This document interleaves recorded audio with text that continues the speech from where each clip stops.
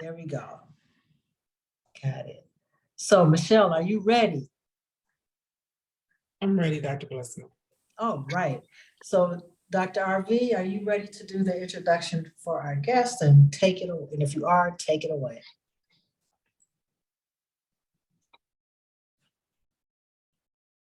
Dr. RV? Did she leave? Okay, I'm here. It shifted. Okay. The whole screen shifted over from me. Okay, I got you. Okay. Hello, everyone. Hello, community. Once again, it's a real pleasure and honor to be able to introduce Dr. Tates to you. I've known Dr. Tates for many, many decades, and this never gets old. I'm always excited to be able to introduce him to anyone. So Dr. Stephen Tates is a master herbalist, nutritionist, lifestyle consultant, Qigong practitioner, and diplomat in integrated medicine with more than 40 years of experience. In addition, Dr. Tates regularly teaches and counsels on energy movement and energy development. He was the host of an award-winning television series which aired more than 20 cities.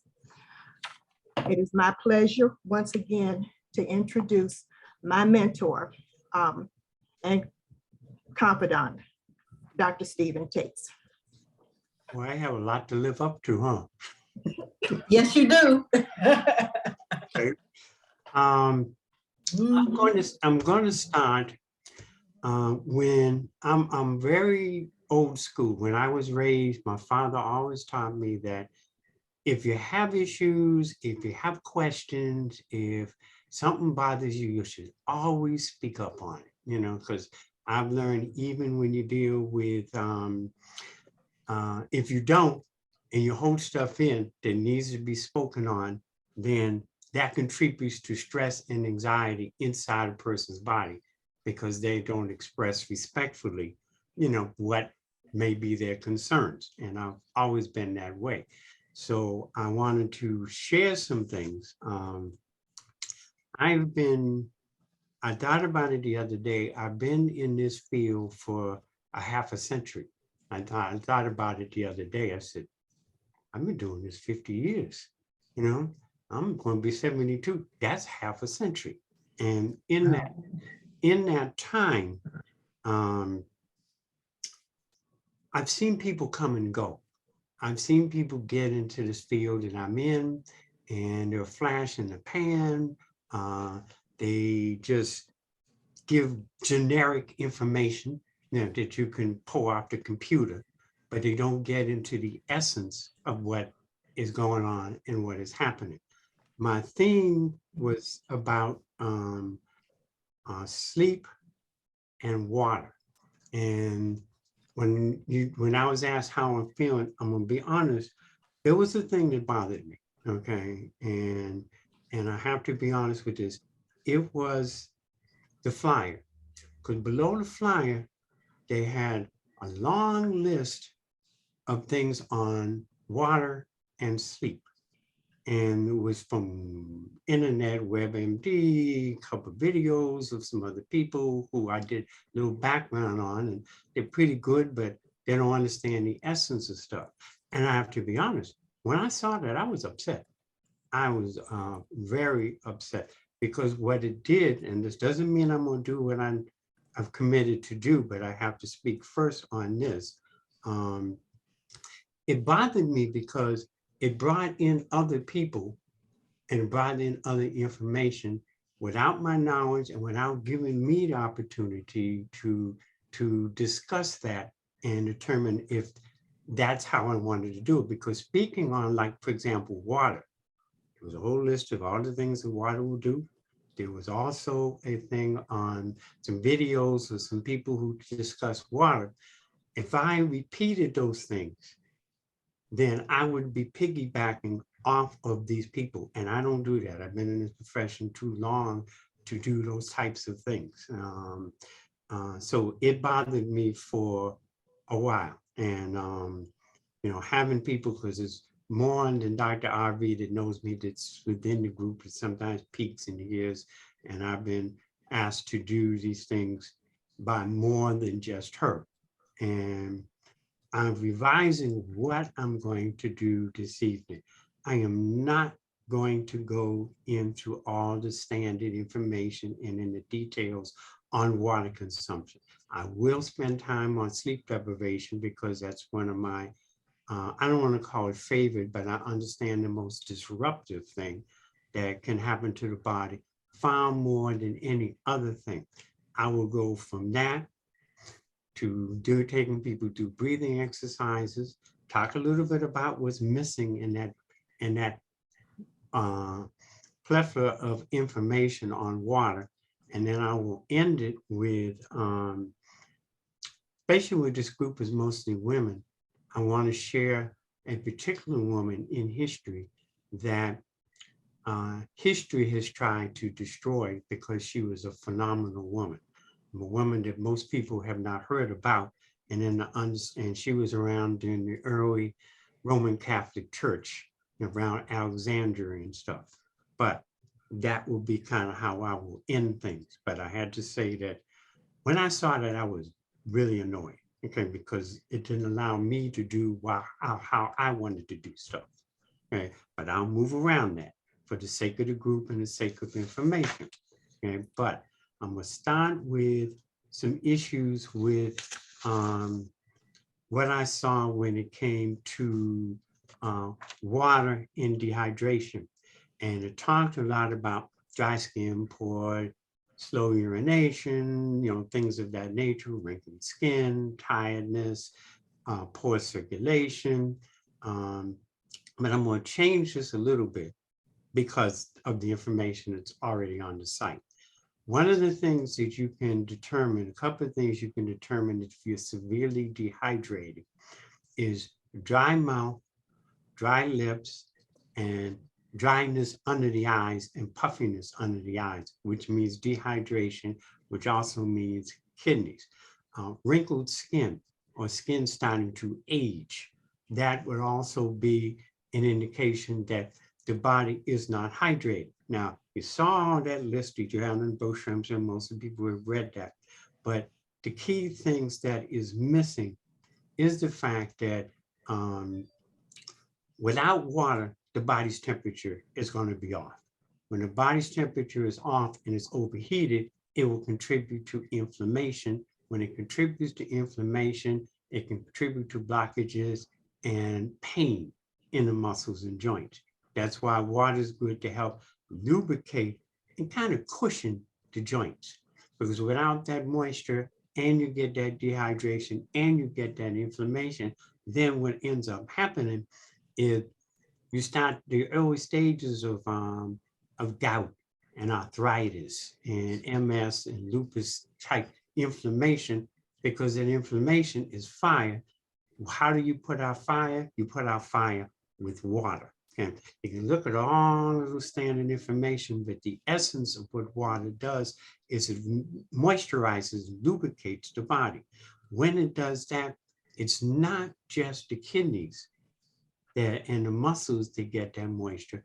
It's our heart, it's our lungs.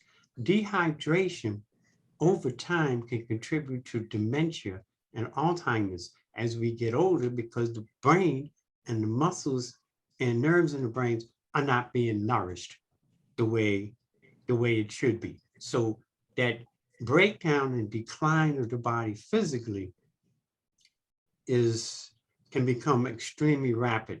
I think I may have mentioned it the first time I taught. We ever see people who have that puffiness under the eyes and that darkness under the eyes? That darkness under the eyes, the darker it gets, the more it's a sign of kidney problem. The more it's a sign of inflammation. Water has to be just straight water, not lemon water, not cucumber water, not herbs, not juice, although they are good. It has to be straight water, and it has to be clean, straight water. Dehydration can affect the moods. A lot of people that are on edge, road rage, stuff like that, sleep deprivation plays a part, but so does dehydration, because it dehydrates the glands in the body, the thyroid, the adrenals, the other glands, which can have an effect on our moods. Okay? Anger, aggressiveness, road rage, walking in the store, arguing with people and want to shoot people and hit and damage people. Water plays a major part in that.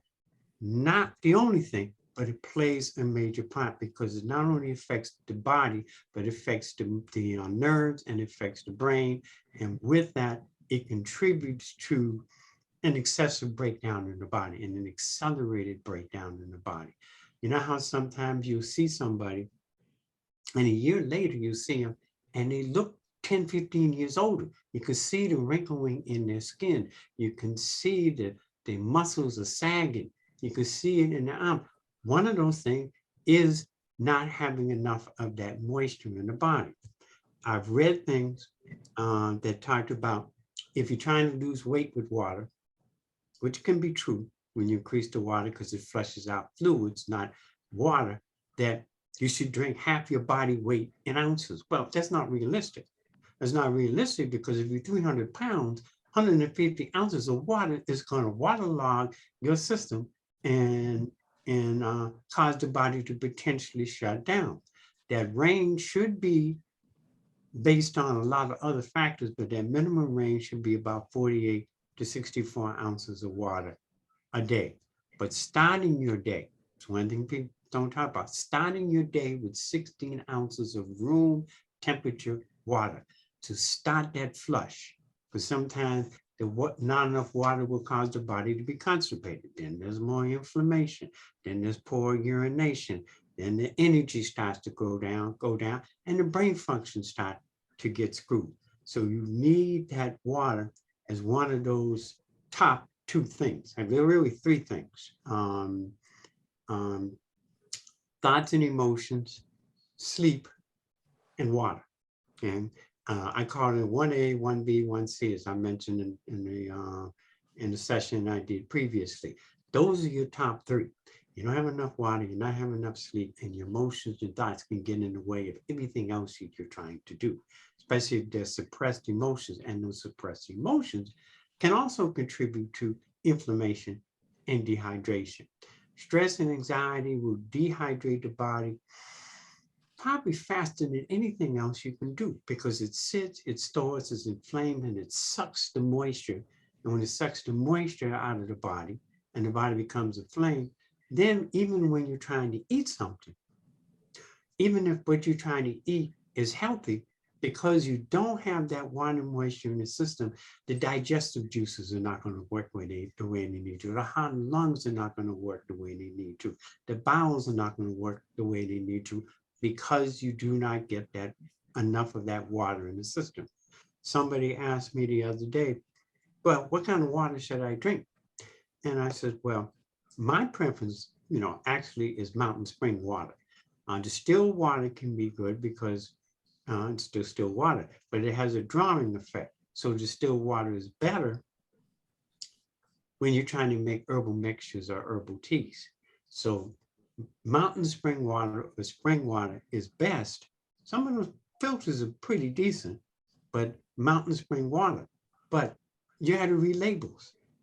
You got to read labels because if you don't read labels, if you get a thing of water and it says spring water and has no website, no email address, no phone number, no information on where the water came from, then you can be sure that it's probably been filtered or processed and it's not really pure, clean water. A company that is doing it right is going to brag.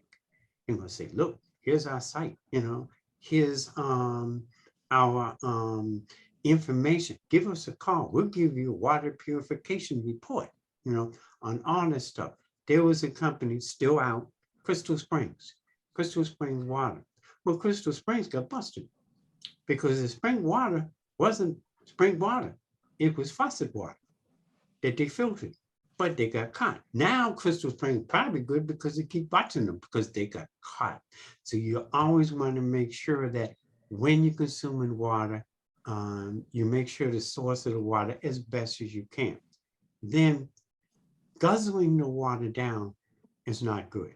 You know, this glass, you drink it down like you're drinking moonshine. That's not going to work. And what's going to happen is that you sip on it, you swish it around in your tongue, it mixes with the chemicals in your tongues, and then you slowly swallow it. You can get more by drinking small portions of water over the course of the day than said, I got me an 8-ounce glass and let me just drink it all down in a hurry. Now, some people, because of their constipation and inflammation, that first cup of water, you might have to flush down pretty good, like 8-12 ounces of water, because that may trigger the bowels. But the rest of the day, trying to moisturize the body, you need to sip it. Room temperature is the best. Now, I like cold water, you know, but room temperature is the best. And cold water, I can see if it's really hot out and you want to cool the body down. But if you have other issues in the body, cold water can overstimulate the body. So you've got to, you know, start with room temperature water and be drinking that all day, even if you don't drink any other kind of liquid. That sets a tone, that sets a foundation for the body. And that helps, like I say, lower the body's temperature, helps the body move gas out of the system. So you have to have that.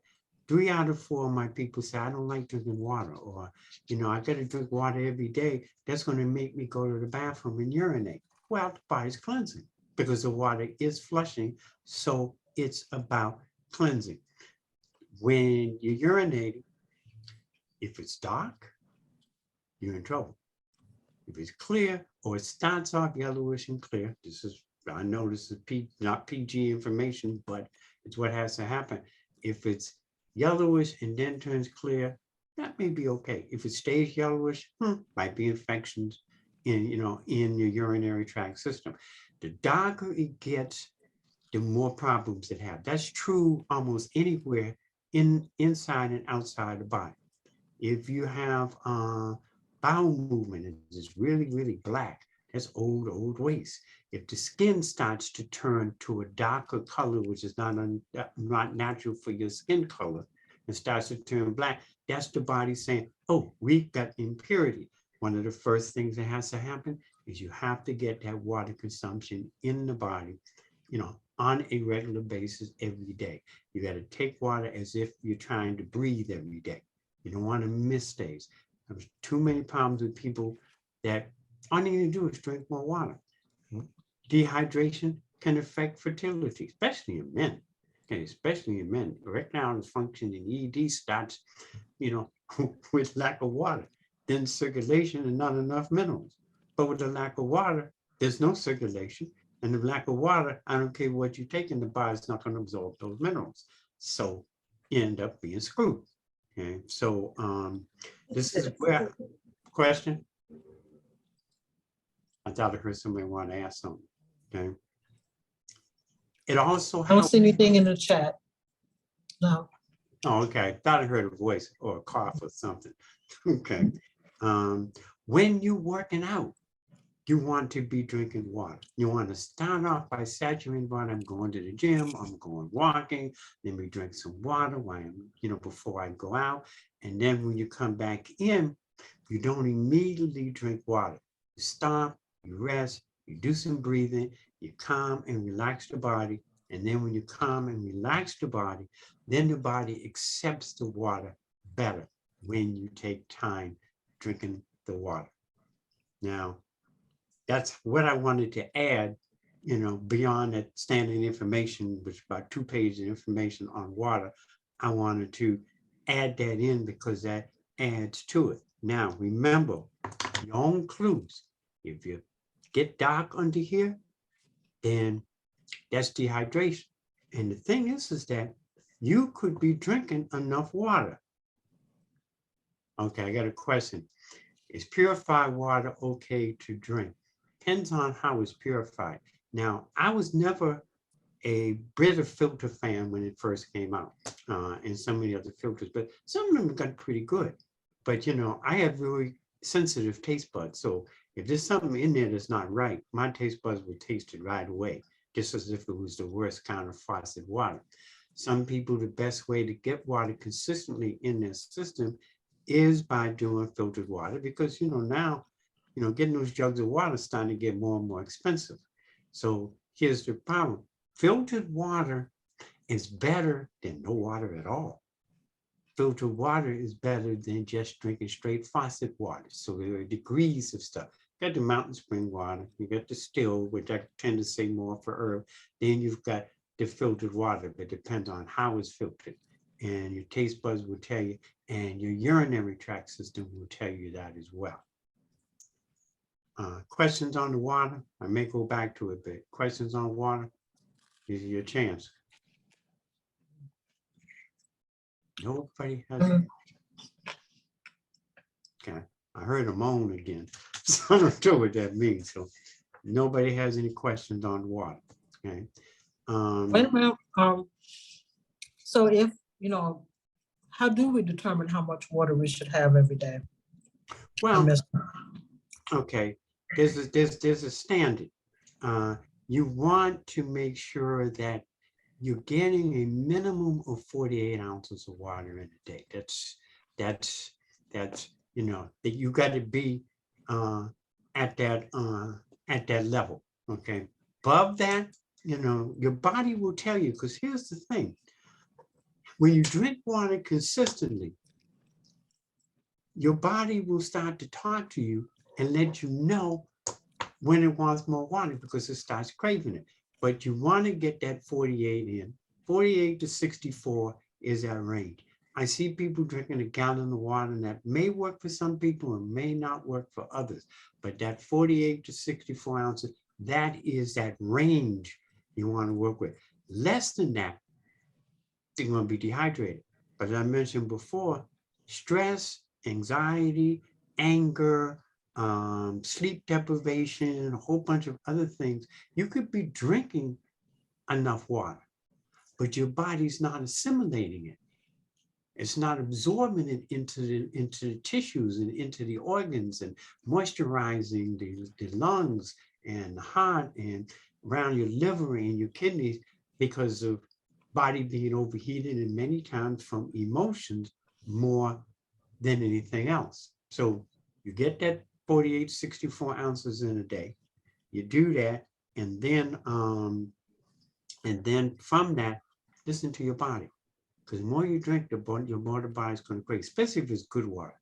I drink water all day long. My body's still, oh, I want some more water. I can feel it.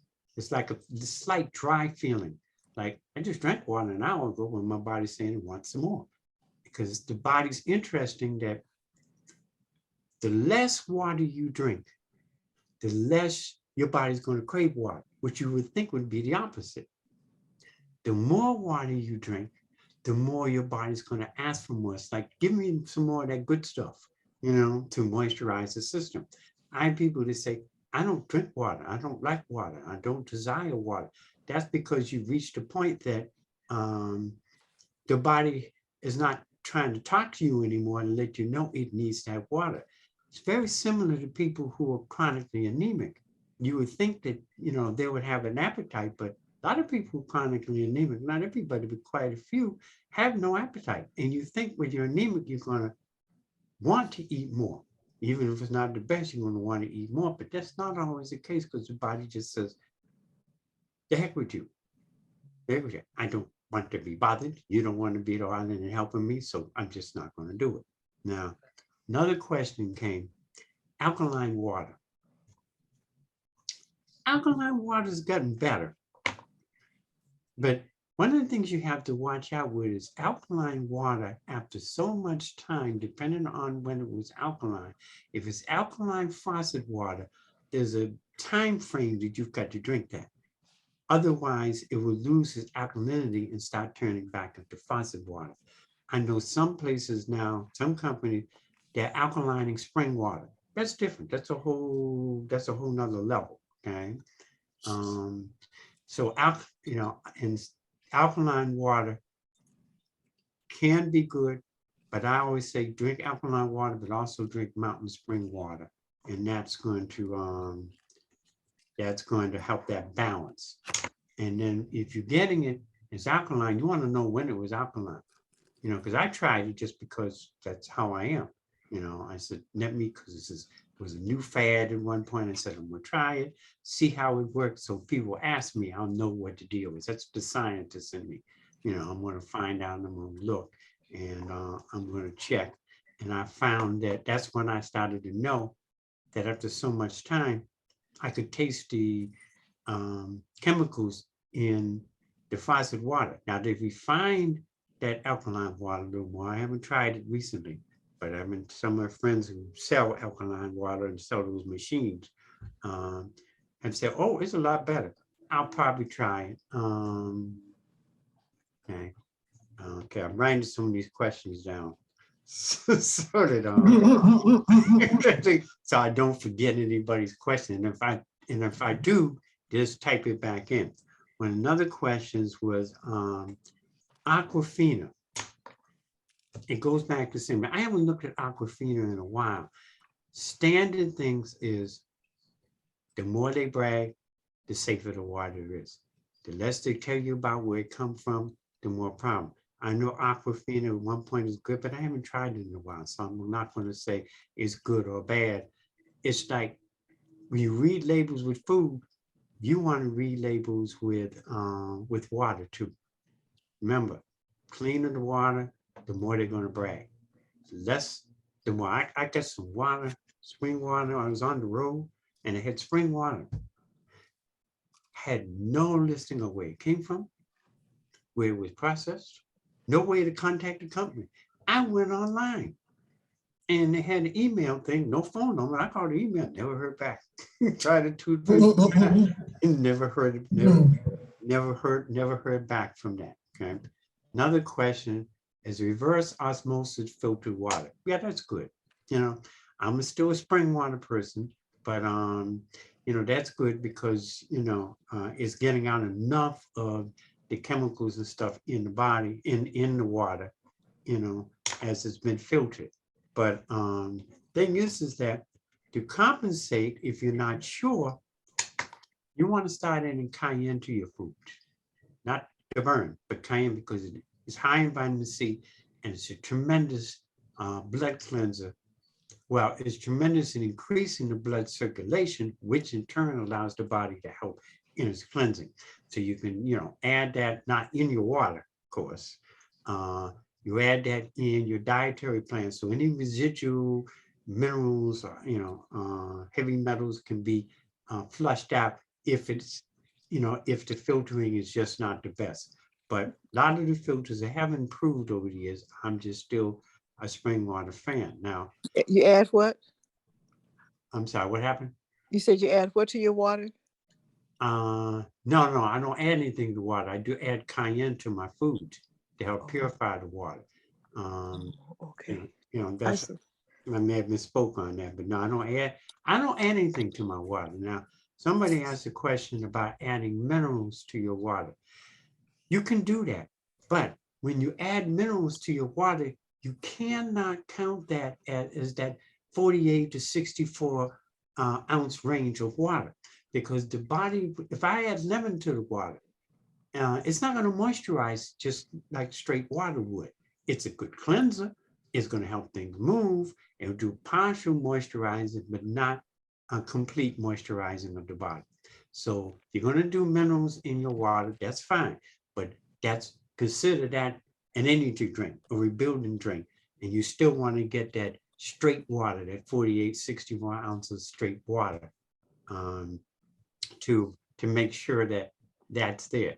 Kidneys, liver, you know, they need that straight water to moisturize, especially the liver, because you hear all these things about we need to drink the water because it's going to help the kidneys. And that's true because it helps the urinary tract and stuff. But the bigger thing is you need the water because it's going to help the liver, because the liver kind of regulates a whole bunch of stuff in the body.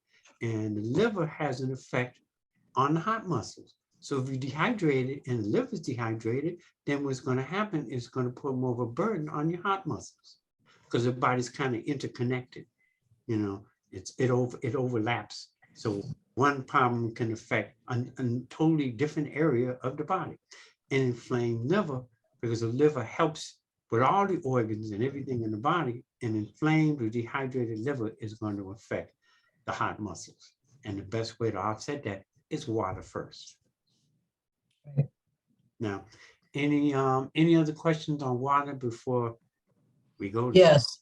I have a scale that actually measures water saturation in my body.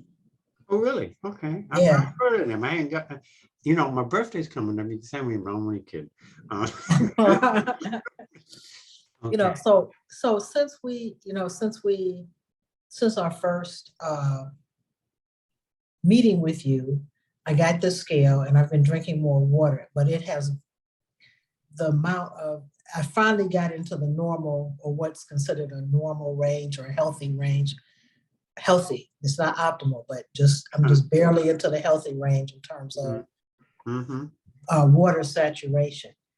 Okay. So other than, because I'm new to this, so I mean, I'm not like you where my body is craving it, or letting me know. It's not talking to me about the water yet. Oh, no, but Is there, I'm sorry, go ahead, ask your question. are there other ways beyond, buying a special scale that's going to tell you whether you've got, a good enough quantity of water in your body composition? Is there any other ways of being able to assess the for the body, newbie? the body itself, the skin, is the skin dry? Mm. If it's oily, that's an indication you're still not getting enough water. If you've got puffiness and darkness under the eyes, that's an indication of that. If your hair starts to get dry and brittle, that's a sign that you're not getting enough water. If the skin is not breathing and you're not sweating much, that's a sign that you're not getting enough water in the system. And so the body will tell. Now, another way that you can actually absorb more water into your system, believe it or not, is cold foot baths. Because the cold foot baths, I said that, ice cold foot baths, because that will, what that will do is that will cool the body down, which reduces the inflammation. As it reduces the inflammation, your body's going to absorb the water so much faster than it would otherwise. Wow. Now, and I say cold foot bath, and you notice I didn't say a cold bath, but Right. a cold foot bath, the best way to do that is to put cold water in your foot soak and slowly add the ice in till you reach a point that it's cold enough. And then when it's cold enough, then you stand there for about 10 minutes. And then when you take your feet out, you dry it quickly and you put thick socks on there to warm up the body quickly. Because when you go from cold to warm, it increases the circulation as well. And it's increased circulation and you're drinking water and there's less inflammation, your body's going to hold on to and absorb that water a whole lot better. Now, somebody sent me a question with potassium or something, and I couldn't write it down quick enough. So Okay. maybe they can ask it or take it up again. No? I don't see it. Yeah, it was the last one. Okay. Oh, Wegmans here purified it water, is. minerals added for taste such as potassium bicarbonate. So yeah, that's okay. But again, that really doesn't count towards your water. It will help break up stuff. It will help stuff to move where your body can start to absorb it. You can't count that as water. Not just straight moisturizing water. It's a mineral water. You're getting your minerals in, which is important to the body in a water medium, but it's putting the body to work. Straight water is not putting the body to work, it's moisturizing the body, and then the body can do its own work. And so the mineral waters, with different potassium and other minerals in there, that is the solution that's putting the body to work, whether it's nourishing the body or accelerating the cleansing. Straight water, it saturates, it moisturizes. It gets down into the muscles and into the cells to help the body be able to function better. So if you remember, the very first time that I talked with you all, I said that our body has the ability to cleanse, heal, and rebuild itself Right. indefinitely, right? Indefinitely. So you're getting the water moisture to moisturize the body, and then the body's like, yeah, the kidneys and liver and the heart and the lungs say, yeah, we can do some things because we got water moisture, and then it can kick in. Then you can still do the mineral waters and well waters, stuff like that, but it works better when you make sure you got enough of the straight water in, because now you set a medium where the body can start to function better. Wow. Okay. Questions before we go to the next category? And okay, what is the best time of the day to drink water? Ah, somebody slipped it in at the last minute. Okay. The best time of the day to drink water is all day. From the time you get up until probably early evening, 6, 7-ish in the evening, unless you're just really dehydrated, because then if you drink too much water late, you'll be up and down half the night, trying to flush. But it's better to drink water throughout the day. Remember, we're trying to saturate it. Let me give you an example. You look under your sink in the kitchen and you find this old dry sponge, been up there forever. If you could bend it like this, it would break, right? So if you wanted to create that pliability of that sponge, what do you have to do? Okay, somebody said they're still drinking their water. That's okay. They still drink. Okay, somebody slipped that one in there. I wanted to catch it before it disappeared, but back to the sponge. The sponge is real dry and brittle. You put in a sink full of water, and what do? You let it the water start to absorb, to loosen up that sponge, so it becomes pliable. It's probably an old sponge, you're probably not going to use it, but I'm just using that as an example. And so that what will happen is that it just saturates. So when you're drinking water, it's slowly saturating the system the more you're doing it from head to toe. What about carbonated water on the body? Nope. Okay. But it's about saturating. That's the value of the water, because you read about all the things that water will do for the body. The biggest thing it does is it saturates the muscles and the tissues and the organs, and then they can do their thing. I drink water and the water's helping flush my kidneys. Well, you can say that, but I'm drinking enough water is moisturizing my kidneys. Now the kidneys can do its thing to try to cleanse. It may seem like a play on words, but it really isn't. The body, again, give it what it needs. It will help do the rest, and then you can supplement what the body might need help with after you got that water as part of that foundation. Okay. What about sun-charged water? Yeah. As long as you got it in the glass, you can just, sun does charge water. So also you can get one of those small 6-foot copper pyramids and put some water under that. That charges the water too. But copper is a very phenomenal healing metal, which is not the subject, for today. But yeah, sit it in the sun. But the best time to sit it in the sun is in the early morning sun. After sun up until about 10, 11 o'clock, when the temperature is, below 84 degrees. That's the therapeutic time for the sun's energies.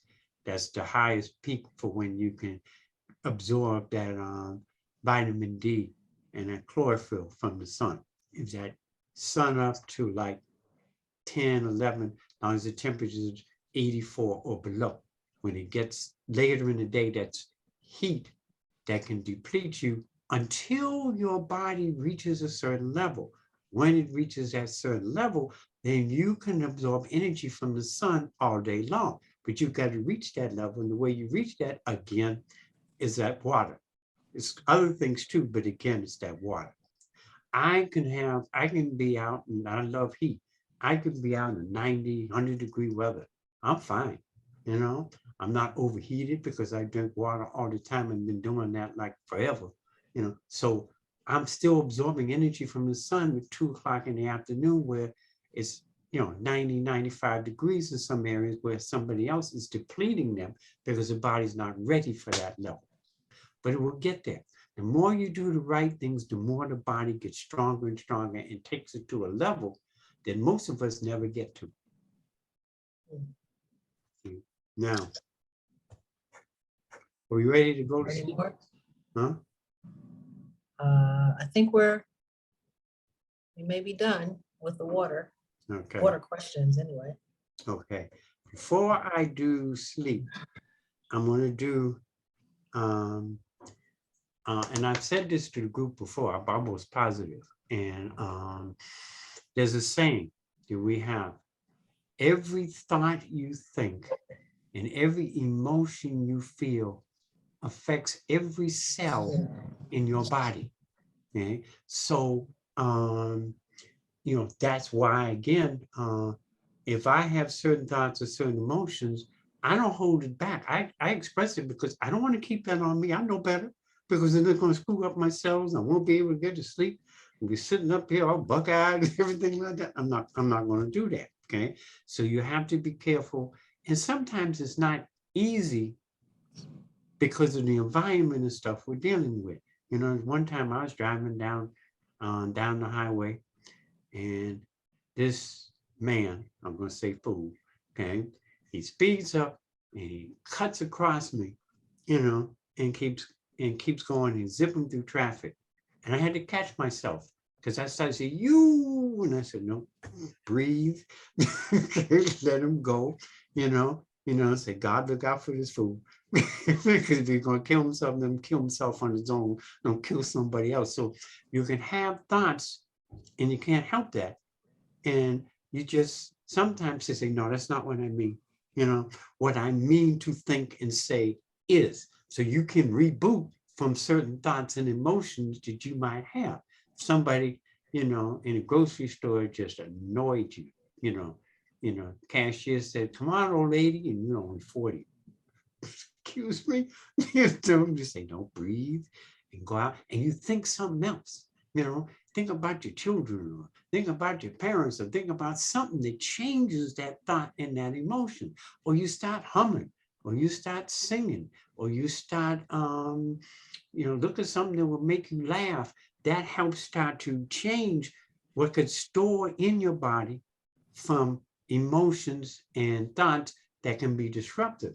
The importance of that is that you can store this stuff in your body for years and years and years and years. Okay, wrong kind of thoughts, which is why a lot of times I won't watch the news. I will read it. I'll turn the volume down because I have to keep up on stuff, especially climate changes and all that kinds of stuff. So I turn it down. I just read the captions and I keep going because I don't want it to deplete my energy, which just throws everything off. Okay? I'll do more reading online, like on Flipboard or Google or something like that, in order to get an idea of what's going on. I'm not absorbing it. The shootings that are going on all across the country, just, dumb stuff. I'll read the caption. I will not sit and watch every single detail. I'll pray for the people who have passed and their families. I'll do that kinds of stuff, but I won't sit and absorb it because other people's thoughts and emotions can have an effect, or things you listen to can absorb into your cells just as well as your own thoughts and emotions. So you have, that may be true, but I just have to, I just got to stop and say this. okay. My godson goes to Michigan State University. Uh-huh. So he was locked in locked in his bathroom. And we were texting with him the whole 3 hours of Right, I that. understand that. Uh-huh. Because that's personal now. Yeah, and you're gonna, I don't mean to interrupt, but you're gonna have that. And that's understandable. I mean, until that crisis has gone away, then when the crisis is gone, then you drink your, make sure you get enough water. I had my water. Breathe. Well, I was there. And you do your And breathing breathing. and everything else. I mean, And because, telling him to breathe. right. So, you know, so you're going to have those things. And once you pass through them, then you automatically say, I'm not holding this in. Everything is fine. I can do my breathing. I can go for a walk. I can get into the pool. I can do something to kind of balance out that emotion that you just can't help, because life can bring that about. I'm talking about the thoughts and emotions we can have control over, or the people that we have around us, you know, that can start to drain us. I call them like energy vampires, and they'll start to suck the life out of you, literally, right? So you want to be sure that you try to avoid them, or have a way of answering or dealing with their issues. I'll give you an example, then we're going to move on to the sleep thing. I had a relative that he came into my office, and I know it was going to be drama. You know, I know, because drama is written across his forehead, drama and crisis across his chest, and stupidity in his gut. So he's got all those different things, and he's been that way. And normally I would have sent him away, like, you know, go away. But, you know, I was sitting there. My next patient was for 2 hours because a couple of people had to change the schedule. So I'm sitting there, I'm bored. I'm just bored. I said, let me just listen to him. But I didn't absorb it because I knew what his energies were. So you can get to a point that you can have conversations with people and still insulate yourself. It comes with the breathing, comes with the water, comes with just your thought process. I wasn't going to take anything he said seriously. I was not going to absorb that issue. I was just bored, and he was entertainment. And that's how I thought about it, okay? That was my thought process, and that was my emotional thing. And he went through this whole explanation, and you know how people do that, and they're trying to get you to help them, which in English means they want you to do it for them, but they would. So he went through the whole thing, and I just sat there, and he said, what do you think? I said, no. He said, you don't understand? I said, no, I understand perfectly. My answer is no. He said, why? I said, because I don't want to. He said, that's not a reason. I don't need a reason.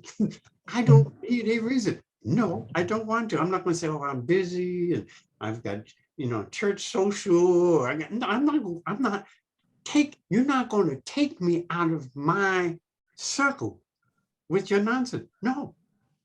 And I was entertained by his expression when he asked me, well, why? And I just said, because I don't want to do it. And he said, well, that's not a reason. I said, I don't need a reason. Just don't want to do it. He said, you haven't changed. I said, well, you should know that because you know me all these years. So why did you change? And he got mad because I started laughing. But see, you know, but I've learned, and it takes time, but you learn how, when you see people coming, you can see it in expressions and stuff. You say, comes drama. I won't accept it. You know, I'm going one ear and out the same ear. You know, that's part of understanding thoughts and emotions of your own and other people's, and how it can affect you. And when you become more aware and you become more control of it, things that happen around you are not going to affect you as much as they would otherwise. Am I making sense of this? So with your thing with Michigan, I understand that totally. The question was, what did you do after that? Okay, to release that. I don't know, you get some sage smudge sticks, some frankincense and myrrh, or go listen to Richard Pryor, you know, stand-up comedy and make you laugh, whatever combinations of things that you do, you know, because sometimes, you know, I see some of our folks, and I have to look out the window to say, is there a full moon out there this time or something? You know, what is going on? I'll go home and I'll turn on some comedy, or I'll turn on some music. I turn on things that balance my energies after I've done the breathing. You know, but under crises, you deal with the crisis. You just breathe through the crisis while you're dealing with the crisis, keep a clear head and everything's safe. Then you can go back into your balance by recycling. See, when you get stored up energy that's disruptive, you cannot release it. I do not believe in that terminology of stress release. I don't, because we can store so much stress, we'd have to come back a whole nother lifetime to deal with that stress. So no, we can recycle it. Breathing and exercise and laughter and stuff changes that stagnant, disruptive energy from stagnant to pure energy. And then from pure energy, you can use it for positive reinforcement, because energy is just energy. It's neither good or bad. Your internal energy. It's just that where your thought processes are, where your emotions are, where the experiences you have, then the things I mentioned, the breathing and the water and stuff, it just recycles that. Okay. It transforms it from disruptive to neutral, pure energy. And if from pure energy, then you can focus it on the things that are beneficial to you or the people around you. That's how that works, you know. Sometimes people, you know, they catch you off guard, you know. I just shake it off. You know, sometimes you hear, see something, your whole body just shakes, like, get off of me. You know, it can happen without you thinking about it. Ooh, get that off of me. You know, that's your body's self-defense mechanism. Sometimes you just shake, just shake it off.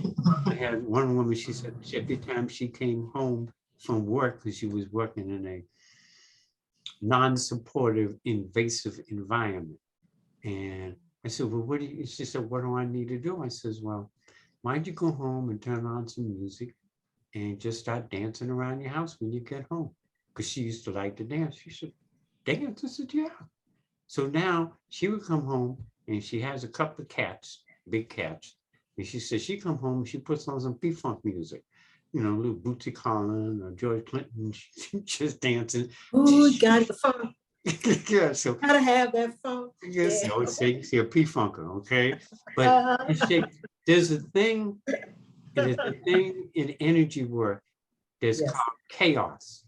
Okay, chaos means you shaking off of you what doesn't belong. If it's dance or just Okay. shaking, but dance will do that. And Taylor Swift has it right. Shake it off. Shake it yeah, off.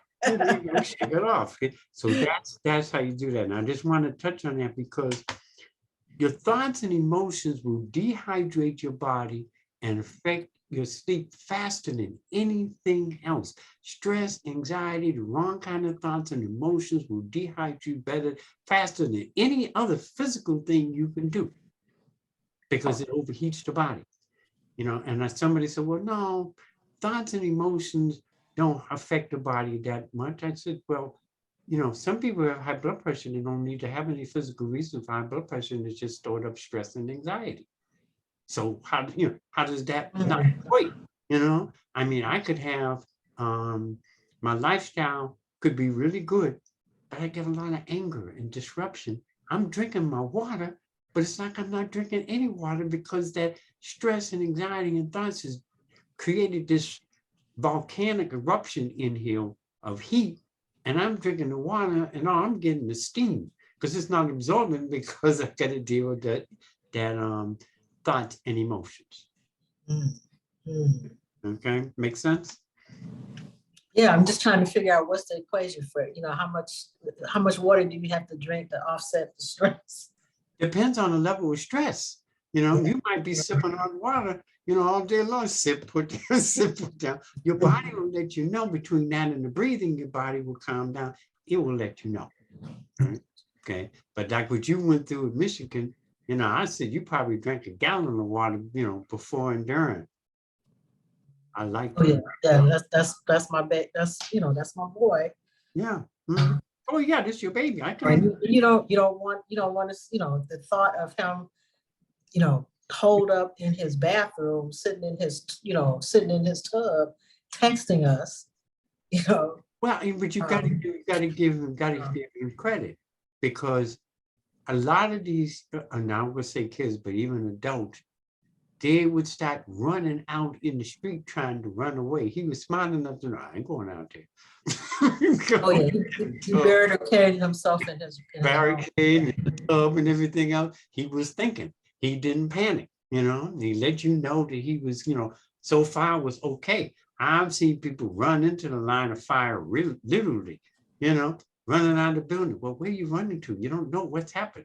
You may run right into something. Sometimes it's better to just stop, be safe, find a corner, observe what's going on before you run out there. And that was a credit to him and his upbringing to think about that, because under crisis situation, I've seen people That do is true. dumbest things. You know, I mean, they were shooting over there. Why did you run over there? I don't know. So they were over there shooting. Okay, you know, it's like people, you know, people like running to a train wreck. You know, I'm not running to train wreck. I'm not a fireman, nothing. I'm going the other way. You know, it's just and his doing that and talking to you, even though you were stressed, you could hear his text and know that so far he was safe until the crisis left. If he ran out there and left his phone, you know, in the dorm, and you can't get a touch of him, he'd probably be on Prozac right now, lithium. It's like, just even though he's okay now, that would have just caused you to crash and burn. Right. Now, So, you know, so there's this, you know, at one point, I know I'm going to go off the topic a little bit, because they were talking about like thinking, if you had cancer, thinking positive thoughts, you know, trying to stay in a positive space. Is that, you know, that is it helps. That helps. That helps. That helps a lot. That's not the only thing that needs to be done, but you're screwed if you keep saying, I am going to die. You might die, but you hurry up that process by accepting that, you know, I'm a done deal. You know, I am going to die. My father, may he rest in peace, his sanctuary was his home. You know, and he suffered with cancer, and he was in the hospital / hospice kind of place, okay? And his whole thing that kept him motivated was the thought that he might be able to go home. And several times my father went through crisis, and the fact he knew he could go home built up that healing energy, that vibrational energy that helped him extend his life. Near the end, doctor came in and told my father while I was sitting in there, that you will never be able to go back home. He might as well shot my father, because the next day my father was gone. I never seen a little short, stubby little doctor run as fast as he could. I couldn't catch him.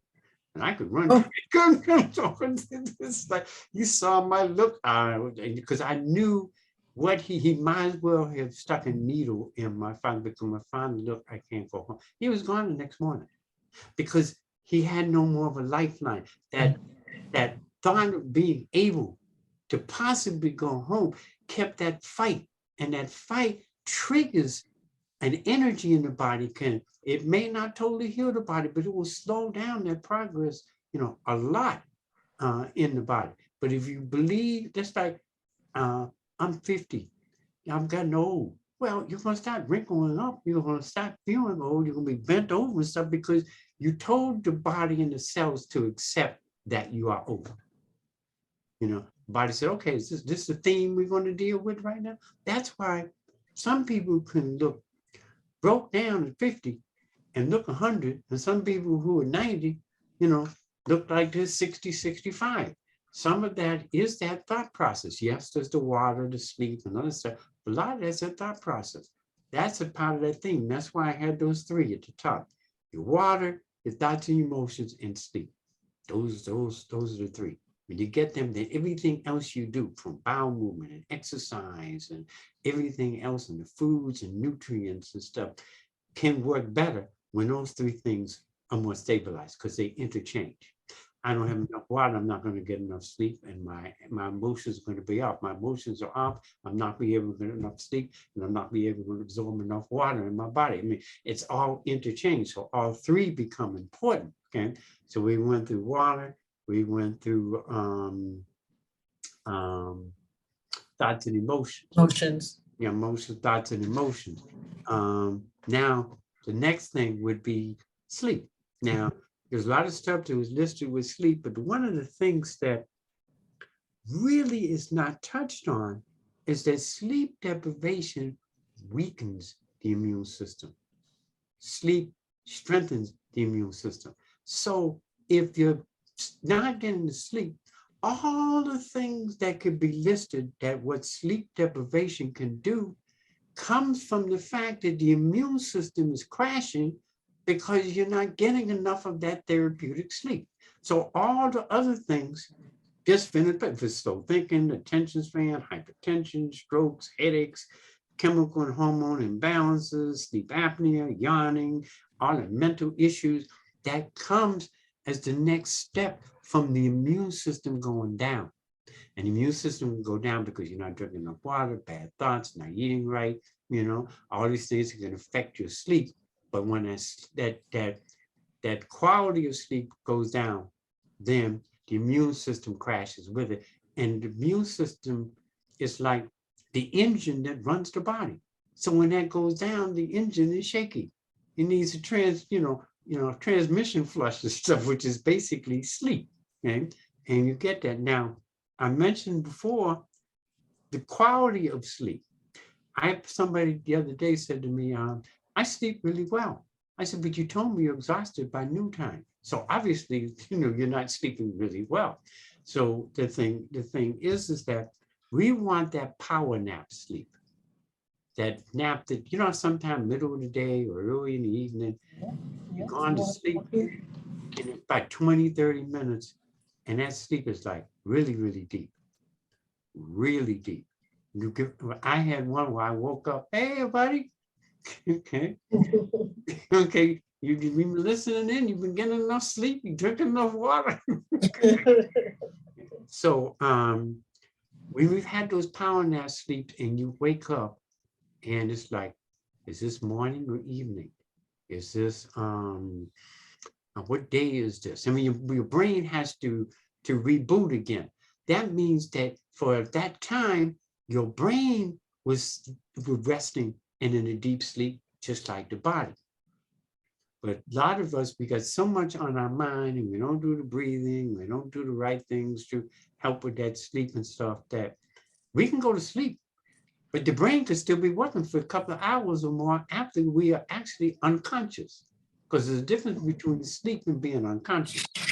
Okay, so you want that, sleep quality because it builds the immune system back up. Okay, the water, the swimming, the exercise, your thought processes, all help with that. And for the people who are on the call, if they want to call me sometime, I can point them in products that we have and other people have that will help with that sleep. Okay, but the things the standard things, the breathing, the bowel movement, the water, the exercise, having a life, because some people don't have a life, the life is their job, I have so many people, I tell them, get a life, well, I got a life, I work and I go to church. Okay, that's admirable, but that wasn't a life. That's responsibilities and that's what you wish to do. But life means doing something that makes you laugh and having fun. There's joy.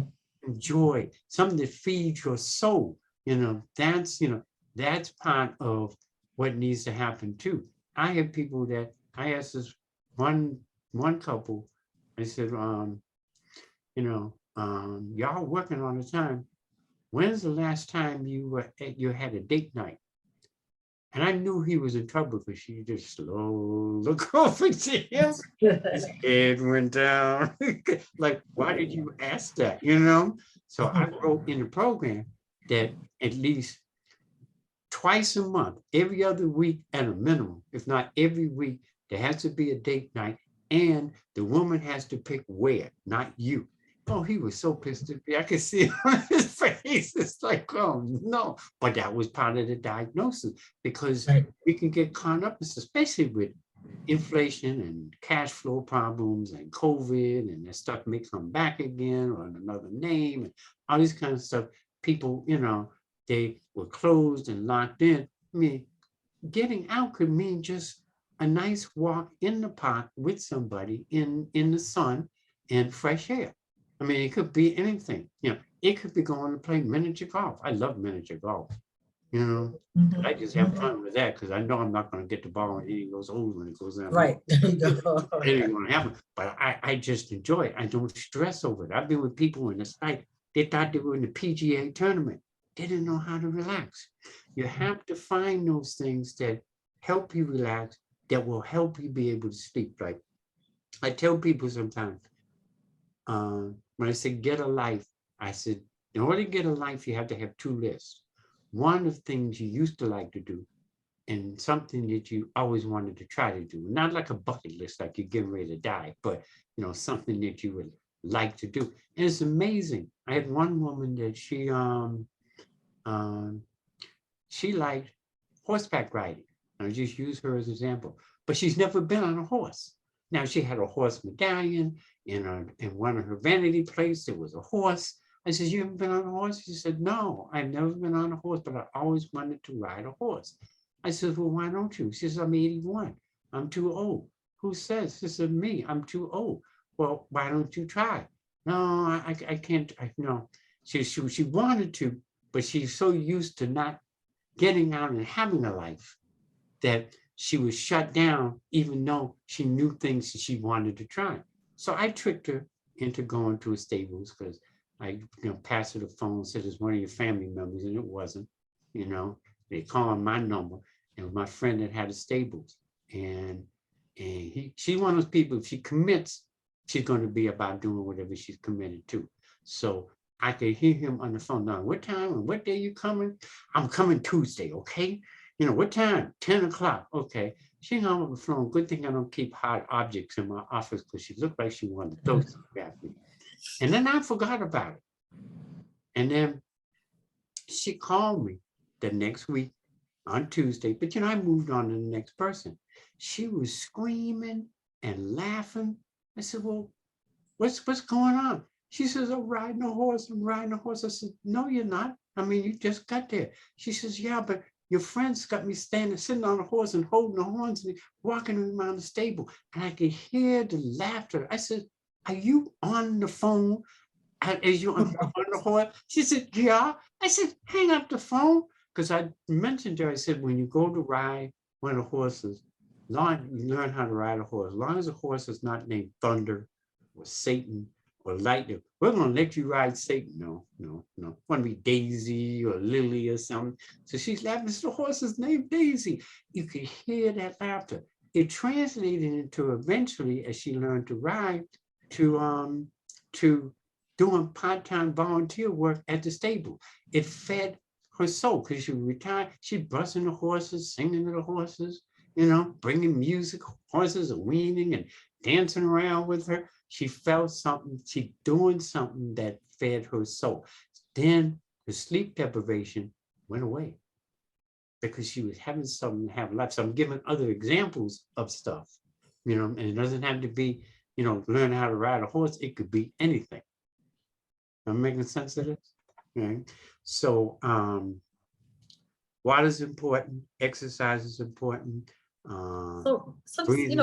the sleep thing. So, Mhm. there's lots of people who, there's all kinds of suggestions about how much sleep you should get, or, and all that. But I personally have found that I kind of know like what is the range of how much sleep I need to get in order to be a sane person the next day. And everybody's different.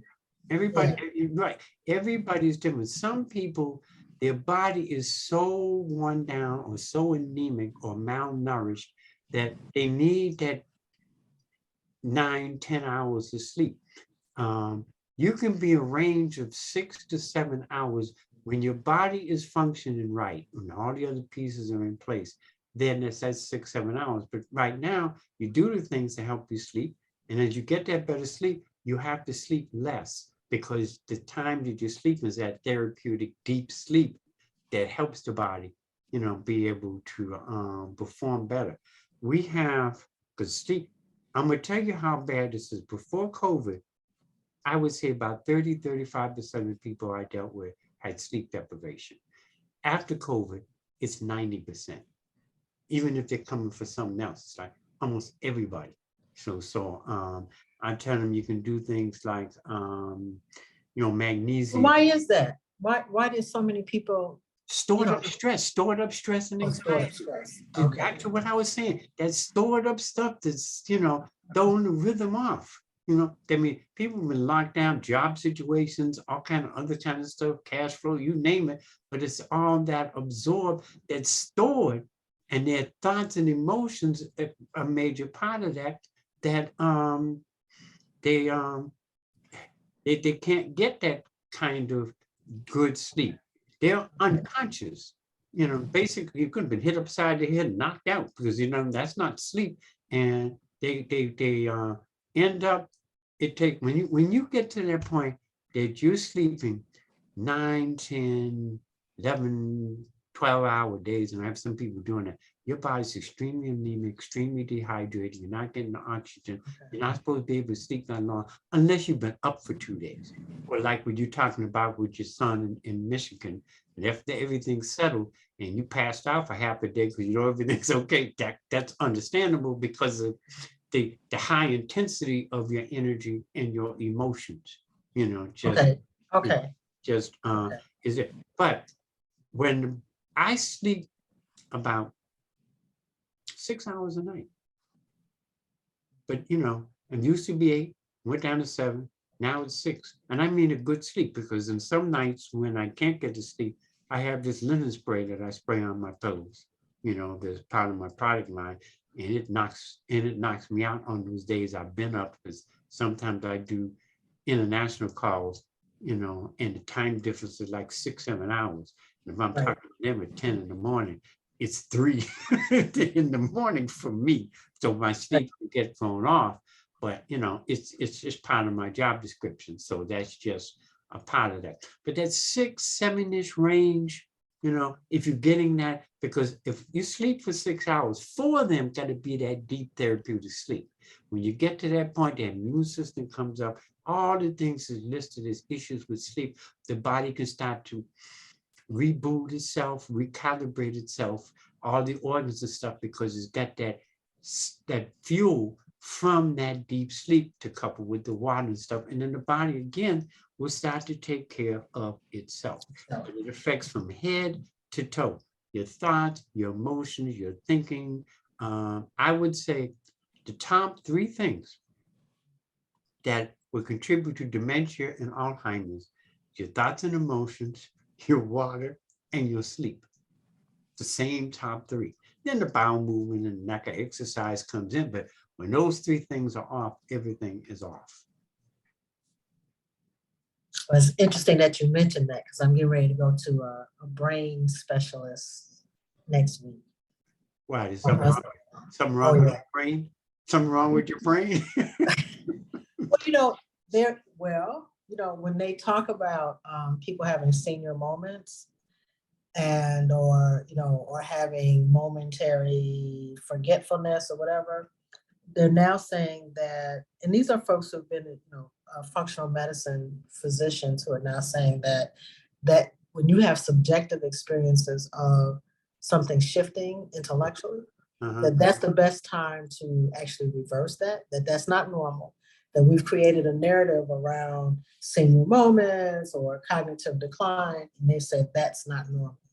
And one of the things that they're, just as you mentioned, they're talking about thoughts and emotions, water, and sleep. That's what they're starting with, along with diet. Yeah, they're just trying to get a bit. You know, I'm just looking at some of the lists on sleep deprivation when you're talking about the brain thing. Sleep deprivation contributes to slow thinking, reduce attention span, worsen memory, mood changes. I mean, and so, yeah, you might go to that, but when you increase your quality of sleep and your breathing and your water and your thoughts and your life, that will slow it down. My mom passed away when she was 99 and a half, and she didn't start doing things like some of these things. She's always had decent diets and stuff. Her mind stayed sharp up until the last year or 2, and it wasn't that bad. When I say it wasn't that bad, she reached a point that she might say, she might have a brief conversation about something. 20 minutes later, she'll have that exact same brief conversation. But the rest of her mind, past memories, present stuff, she was always sharp. So that was the extreme of that. And she was 99 and a half before she left, but her attitudes and her thoughts about life, she enjoyed life. She enjoyed doing things. She drank her water, you know. I got her doing her breathing exercises. She changed her diet based on her health issues and got away from salt, you know, fried foods, and she did all that kind of stuff. And she was dating up to she was 95. Well, everything, all the body parts are working, okay? It was, you know, until 95. But she wouldn't date anybody over 70 because she said they were too old. Oh, my girl. Thoughts and emotions, you know, Okay. and she was about, I'm going to live my life to the fullest. And she didn't allow the aches and pains and other stuff to slow her down. I could call my sister and say, I'm coming down to pick you up or going to a restaurant. I'm not ready. You should have warned me ahead of time. I will call my mom and say, I'm going to come by. We're going to go to the restaurant. Her thing will be, what time are you going to be there? My mom said, I'm going to throw a wig on, throw an outfit. I'll be at the doorway. It was just going out doing something. So that her thoughts and emotions kept her body functioning along with the other stuff that she was doing to keep the body right. Then she slept really well. You know, she in the latter part of life, she had disrupted sleep because of different medications. So I had her on the linen spray, doing some magnesium. She was practicing her breathing. She was teaching the senior citizen yoga class at 85, and she was 7 years older than the next person in the class. She's the senior, and she's teaching the senior class at the church. Okay, all right. Life. She got, So she had that. Now, let me ask you this, you know, because one of the things that I'm also hearing being discussed is about sleep apnea and how if the brain is, while you're asleep, if you're not getting enough oxygen during that time, that's also a problem that could lead to dementia as well. Oh, absolutely. Because the oxygen flow is off, which means when oxygen flows off, you're not getting enough oxygen to the brain.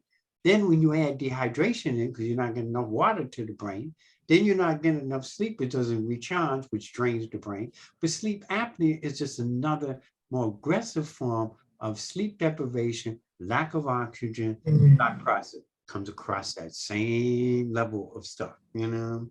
How can we tell if we, you know, other than, you know, I mean, yeah, I guess we could all go in for a sleep study, but beyond, or aside from going to do a sleep study, is there any other way to tell if you're getting enough oxygen through the night? If you're not getting enough oxygen, it can affect your memory and concentration. So you can do some little tests to just see, you know, and that probably, even while you're doing the abdominal breathing, you can, you know how to play chess? Yeah, okay. Checkers too. No. Chess, okay. What's I not- wasn't much of a chess player. Well, you know how to play it. I know how to play it, yeah. You have people you can play chess with. Yes. Just stop playing chess. It don't make any difference. Well, it does if you win or lose, but the whole thing is the process of chess makes you have to think 4 or 5 moves ahead, and your partner's 4 or 5 moves, and adjust. So, because a lot of my children that have what they call attention deficit disorder, you know, hyperactivity with children more is because they consume too much sugar. Children are like this anyways, and you give them too much sugar, they're over the edge. But I've had, you know, children that learn at an early age to play chess and increase their memory, increase their concentration, increase their cognitive ability. You can learn and practice chess because it makes you have to process things constantly. Makes you have to think, you know, several moves. It is such a phenomenal brain exercise. It's one of the only games that you could actually play that actually is therapeutic for the brain functions. I mean, along with the water and sleep and everything, playing chess, even if you just play yourself, you know, get the board, turn it around, move a piece, because it'd be hard to beat yourself because you're playing yourself. But, you know, it makes you do that. Crossword puzzles do that as well. The old-fashioned crossword puzzle, because you'd be thinking, what 5-letter word for, you know, stupid is, you know, something crazy, you know, I mean, that the work step, reading a book because reading a book causes, to visualize what you're reading. You don't have to visualize anything when you're reading on a computer, because it's different from reading a book. You don't have to read the whole book, just reading chapters in the book, because it stimulates different chemicals and muscles in the brain, because as you're reading, if it's a novel or a mystery novel or something, that causes you to think. Poetry also does that too, because you read, some of my favorites like Khalil Gibran and Langston Hughes and County Cullen and stuff like that, because you'd read their poems and short stories, and poems and short stories, the author of them has his own interpretation, but when you read those poems and short stories, you're interpreting it for yourself. So you're focused on the words and where it fits as far as you interpreting it for yourself. Okay, so these things, and another one is like that helps is a deck of cards, playing cards. Okay, and that deck of cards, say you put 3 cards down, face down, 5 of diamonds, queen of clubs, ace of hearts. Put them down, wait a minute or two, see if you can remember it. Most of the time you'll be able to. If you can't, okay, we got to practice on that, because the brain. How about we just play some bid whist? This is the same thing. Yeah, no, maybe, but you by yourself doing okay. that, okay? Because when you don't do those things, the brain becomes stagnant. Because if you're thinking of one part of your brain, but not the creative or visualization part, then you start to get that brain issues, because you're not working the different aspects of the capabilities of your brain. Then you want to get to the point you put those 3 cards down, and you got good at remembering. You put them down and you leave. You don't come back for a couple hours. Memory. Okay, yeah. You don't come back now. Okay, now you might not even remember what cards are down there. You might not even remember the order, but you know they're there. So you kind of flip, And another one is next time you go into a place, a store or an office building or anything like that, and you look around. And well, let me give an example. I have people in my office and I'm helping them with their memory, and they've been sitting in my office for an hour, and we're going through stuff and I'm testing on their memory. I said, now close your eyes. Tell me how many things you can remember in my office. What's the color of the rug? What's the color of the wall? Do I have windows? How many windows? What was the color of the door? What's the color of the chair you're sitting in? Okay, do I have pictures on the wall? See, doing these kind of things in a place that it's not for me. So you can do this at home all day long, because Right. Everything is, every color is that. That's not fair. You go into a place and you'll probably forget it, and you'll come home and like, oh wow. And you close your eyes, you try to visualize everything you can remember, the colors and where stuff was set up.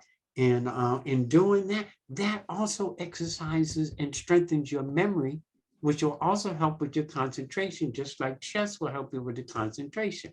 These are exercises along with the water and stuff. They can do all these brain tests, and you can go get them checked, but the brain is muscles. It's just like you're not working out and your biceps and triceps are hanging down because you ain't been pumping them up and doing what you need to do. It's the same thing with the brain. Okay. Questions? Any other questions? Okay. I asked a question about water pills. Water pills? Mm-hmm. For what like purpose? That. For your heart or. Okay. Uh-huh. Okay, before I answer, somebody said they play a detective game, exercise and memory. That's good too. The water pill for the heart, you're asking me, should you be taking it, or I'm not sure what the question is. Because of age, they thought that I should be taking, because my blood pressure had kind of started going up.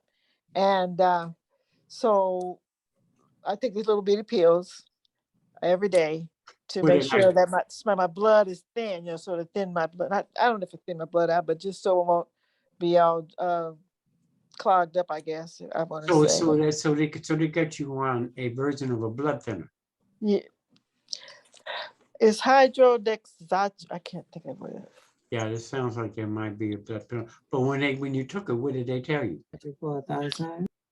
Yeah, that's what it was. So hydrogen, oh, okay, yeah, Yeah. that's a blood pressure pill, okay? Yeah. And it has some blood thinning qualities to it, but it's not like Coumadin or heparin No. or anything like No. that. You know, No. so it has that. So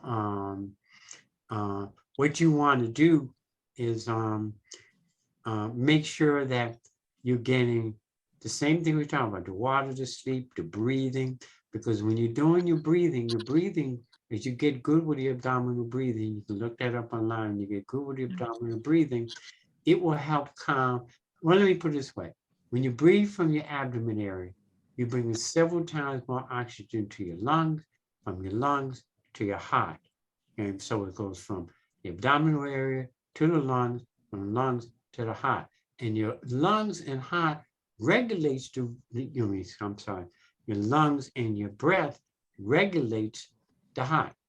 It serves as a pump for the heart by that oxygen. Like oxygen, those that have blood pressure can get elevated. You want to start, even though you're taking medication, you want to start looking up abdominal breathing and rhythmic breathing in the body. Start with that. And then if you have questions for me at some other point, they have my number. You can tell them to, get a number from them, give me a call. But if you call me, you have to identify where you came from. Yeah. From here. Hi, somebody You don't told take me. random calls. I do, but if you want extra questions, then membership has its privileges. You got to be able to say, what to deal with. Yeah, because I hated taking that pill because they just said that my blood pressure started going up, and that I didn't want to have a stroke or whatever. So make sure you take the water pills so everything will be. Now, right now, until you improve your lifestyle, like exercising or getting into a pool, doing your breathing and stuff. Yeah, it's better to be safe than sorry. You take it, but you start making changes, that need to be made. So you have to stay on that the rest of your life. That's right. Okay, I got you. Okay. All right. So I think we're about done. We didn't get to that woman today, but Dr. RV, your hand is raised. Whose hand is raised? Dr. RV. Oh, Doc. I don't know if that was raised. She was saying. Thank you, Michelle. I just wanted to add something in terms of what was said about sleep and sleep deprivation, because I've experienced that. And I was thinking that all was well if I could just stay up 1 or 2, 3 o'clock in the morning and bounce up about 6 or 7 and have a full day. But then after going through this with Dr. Tates, I started wearing the little watch like the Fitbits to bed, where it monitors how many hours of sleep you had. And I asked him one time, okay, so I have 1 hour, I think I had 5 hours of just regular sleep and 1 hour of REM sleep, that deep sleep. So I asked Dr. Tates, how many hours do you need? I said, I've got an hour of it. He said, 4 to 4.5. And I was really shocked. So I started wearing, and the point I'm making, I started wearing this to bed at night, every night, just to see what kind of sleep am I having. I changed my whole schedule for going to bed, how much rest, how much deep sleep am I getting each night, and it has totally made a difference for me. Yeah, that and the stuff you're taking helps too, but you're taking natural stuff that just helps you get into that deep sleep mode. Right. I'm doing that. Yes, absolutely. Yeah. Yeah, that's important because the deep sleep is the restorative sleep. Yeah. Okay. Okay, so a couple more questions and we're gonna have to wind up. Wrap it up. Yeah. Okay. Dr. Tates, do you recommend a melatonin? It really depends, because I have a lot of people that melatonin just doesn't work for them. It actually tends to, do the opposite. So, I have recommended it, but you know, I'll stay more towards, you know, breathing the water, like I got this linen spray, magnesium, stuff like that. Because there's a lot of people that the melatonin just, it aggravates the system. So it's not, you know, melatonin is not that one size fits all. So you have to determine each individual whether that's going to be right or not. Well, how much magnesium do you need? About the 800 milligram range. Pill a day? 800 milligrams at, you know, close to bedtime. Okay. Mhm. And then with your people on the call, you know, if they want, I can tell them about the linen spray as well, and they Yeah. can make decisions on that, because the linen spray helps in I have a lot of people, they take it and then they're in a deep sleep because of the essential oils that match, you know, whatever rhythm somebody's in, to put them in that deep sleep and help build their immune system even faster. Mm. Lemon spray. Yeah. Linen, like a pillow and Linen. linen, Oh, like a yeah. pillow. L-I-N-E-N. Right. Yeah, Linen. okay. Also, yeah. Yeah, linen, not lemon, linen. That's I my got it. that's my Bostonian accent. So, you know, okay. Okay. Lemon So, spray with like lavender and mint and all that. well, yeah, it's lavender is one of the things is in it. Chamomile is another thing. We have other essential oils in it, but it's blended a certain way. Now, you can call me if you want to order that. Can I give my number? Yes. Okay. Best number to reach me would be 404 Mhm. 435 Uh-huh. 9336. I'm going to say it again because Yeah. somebody just running to get their pen. I could feel it. Okay. I can't find a pen. Okay. 404 435 9336. That's not that will come directly to me. Okay, thank you. Okay. What was the last four digits again? 405, 404, It's in the chat. 435 35. Oh, it's in the chat. 9336. That's in the chat. Okay. Okay. Okay.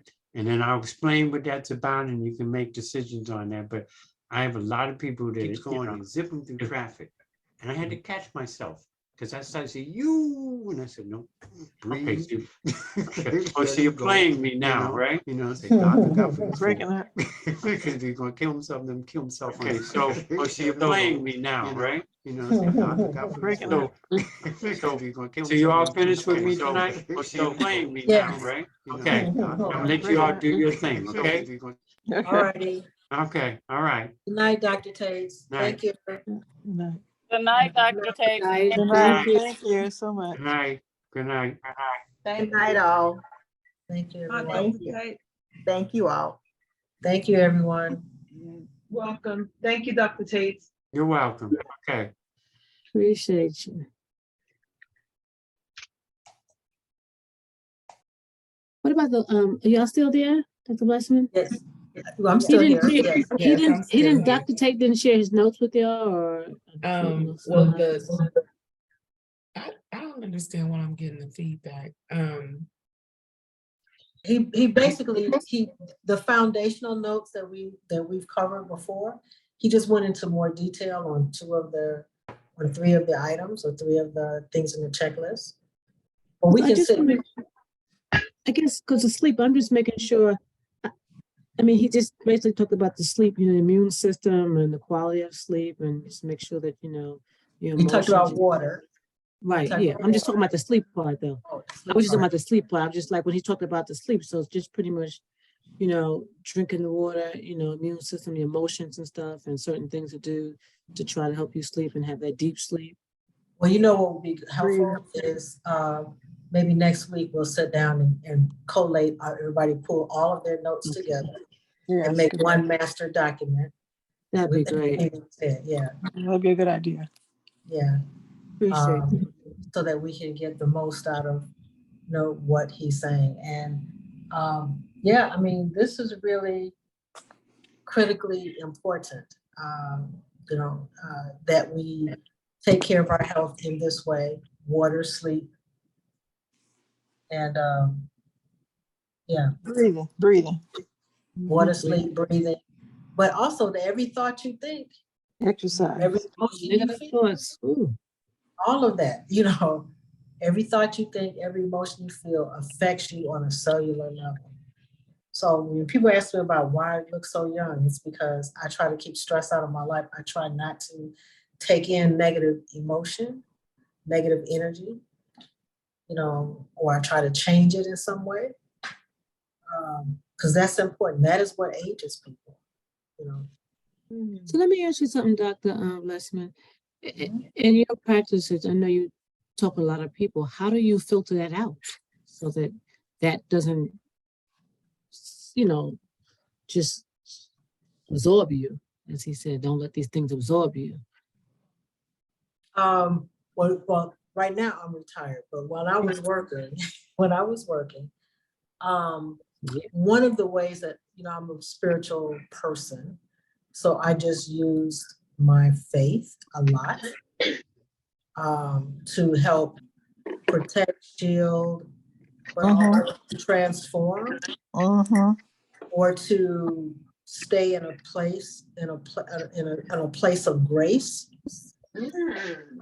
for me and my client,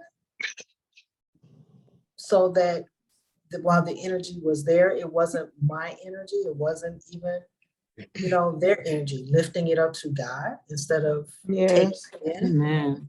Amen. That's Um, it. That's the key right there. When he said shake, I wanted to say shake that devil off. mhm, Yeah. mhm. Yeah. Sometimes you can recognize that that's what it is, but you don't have to catch it.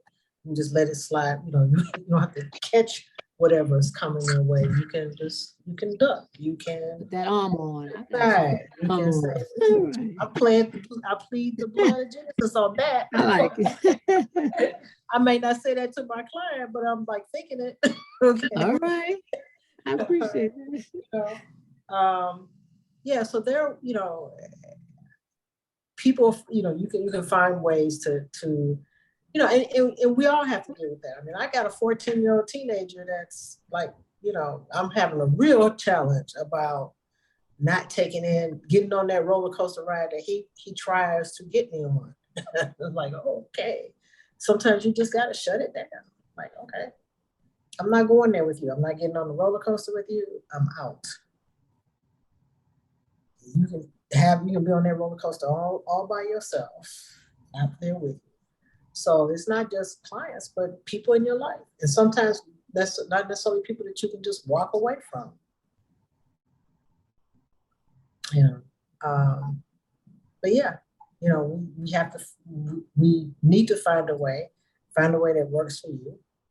The thing that I've been doing lately, like for example, with my son, and he starts going on that roller coaster ride, I've decided to turn some of these incidents into stand-up comedy routines. That's my way of Yeah, I like changing that. You said, all right. it. And, the theme of my stand-up comedy routine is he out his damn mind. He done lost his mind. Teenage, who was it? There was I don't know, for Art Linkletter. He used to have a show, kids say the darndest things. Mhm. Uh-huh. Teenagers say delusional things. And that helps change the energy for me. And I may not necessarily do my stand-up routine, comedy routine with him present, because it would probably, hurt his feelings, but but I do share it with a few of my good friends. You want to hear my latest stand-up comedy routine? Shirley's heard some of them. Sandra's about to hear some. He done lost his mind. No problem. It's a survival. Yeah, yeah. And a lot of it, a number of, first of all, good evening, everyone. One of my friends years ago, I don't know where she got this quote from. I'm sure I've shared it with you, and it was cancel my subscription to your issues. I like that. Well, that's a good one. Cancel my subscription Listen to your issues. don't even, don't entertain them, don't own them. don't invite them into, or allow them, I should say. Yeah. Space. Mm. The other one is the simple okay. One time, someone called me and they were like, "Wow, this person just loves to argue. They just like to argue." And I said, just say okay. Like whatever they're going back and forth with, just don't indulge it. Just say okay. And it just she called me back. It drove him crazy. I would not argue back with him. But the person, I said, just say okay. Um, some of it you do have to watch it.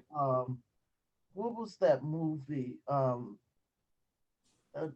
don't know if it was Irreconcilable Differences. There was this no, it's not Irreconcilable Differences. It was this one movie with John Malkovich, and Inside, yeah. where he goes to God, I can't think of her name, but she's not nice. This female fatale, femme fatale. She and he desires her, but he's with this real nice gal. But anyway, he says, "Okay, how do I break it off? How do I break it off?" And she said, "Just tell her one line. It's a situation beyond my control." And she says, and I know. And so he goes, "Well, what if she asks me?" He said, "Don't say anything else. Just keep repeating. It's a, what is the name of this movie, you guys? It's a sad movie. Um, because he goes with this younger woman. Well, maybe she's his age. I can't think of that, but it's a bet that he makes. He makes this bet with this femme woman, and the woman falls in love with him. The part that he didn't bet on was that he would genuinely fall in love with her. And there are two versions of the movie. There are two names to it. I'll think of the name of it, but I just always remembered her, and he did it too. She kept saying, "But why?" He said, "It's a situation beyond my control," and he just kept saying it. She said, "Don't say anything else. Just tell her it's a situation beyond my control." Yeah, okay, that would drive somebody crazy. Just like I don't feel like it. Right. All right, if you on there, Auntie, don't be telling me that now.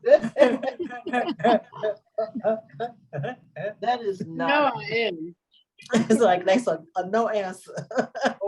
That's exactly what it is. I can actually see how there is no other question you could ask when a person keeps saying that it was beyond my control. What could you say? Well, how is it that you're not in control, but it's beyond my control? Control, right.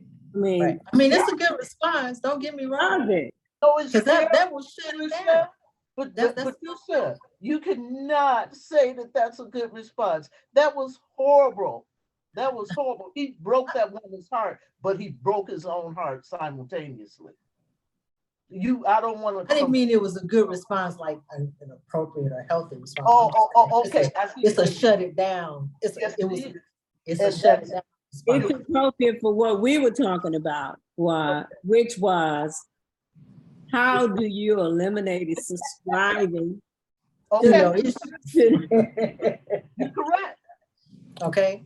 Because sometimes when people try to engage you in a conversation, you can't give them a response or a reason that's going to be palatable to them. So you might as well just say, it's a situation beyond my control, Laura.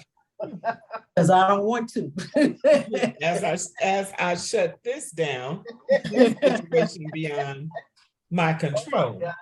So This is under your control, Michelle. So I thank have, you for I giving have us. just I have just raised my bar. Thank you, Dr. Yes. Taylor, to my empowerment. yes, yes. Just some things I am just not going to indulge in. I refuse. Family, I hope this was informational for you. If you want a copy of the video tonight, it's available. Send me something in the chat real quick or send me an email as soon as it downloads. I'll more than likely have an opportunity to send it to you at lunch. Can we text you, please?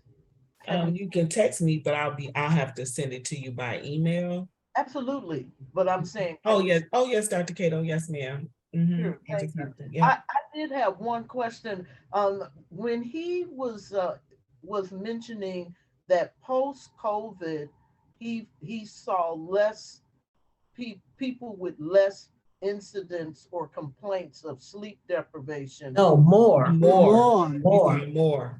Did he say more? Yes, More. more. Are you guys certain? Yes. He did. It makes sense too. It went from 30-something% up to 90-something%. Oh yeah, there were a lot of stress factors. People weren't, and I know in the state of Nevada, I was part of the Facebook page because everyone was looking for their unemployment insurance and the pandemic relief. And it was horrific. And it wasn't just in Nevada, it was in the majority of the states across the country. So you don't know if you're going to eat, have rent money to pay your rent. So I can see where people just were not sleeping. I can see it well because I mean everyone's situation could be totally different, but the fact that we were in the midst of something that was so unknown, we did not know from one day to the next, right? What to expect. So I give you my example. So I was feeling alone. I was feeling like my family is in Houston. Are we gonna survive this? Am I gonna get to see family members anytime soon? Am I gonna survive it? So I stopped watching TV. That's what made me start sewing, because I was becoming depressed, but I wasn't sleeping well. So it affected everybody differently, but I had to start making a conscious effort to go to bed. Oh yeah, I mean it was quite the devastation. No toilet tissue, no toilet paper, no water, no mask, no real information. And when people just start isolating, but you needed the vitamin D, it was a mess. It was an absolute mess. And I can just only imagine people with children that were working, essential workers, the grocery store workers. I mean, it was incredibly hard. I just thank God that the transition, I was telling my mother today, because I had two losses. I lost twice. I lost twice in one day of information about this pandemic. It is not over. It is not over. Two cousins, a mother and a daughter, a mother and a son. The mother is in Michigan, the son is in Arizona, and they caught COVID. They died from the secondary symptom, which was pneumonia, just last 2 months ago. And I'm just now finding out. So this pandemic is far from over. There's more news out there, but I know Dr. Blessman is going to shift us to breaking down the information that we received from Dr. Tates tonight with the water and the sleep. So be prepared for that next week. And we are going to look into having another holistic physician, more than just holistic. This brother is he's dynamic, especially with the meditation. And so his information, I'm just giving you bits and pieces because I'm sleep deprived. I can't really We're gonna concentrate. have a broader discussion about the speaker series next week. So I just want a transparent discussion about the speaker series next week. So so plan on that.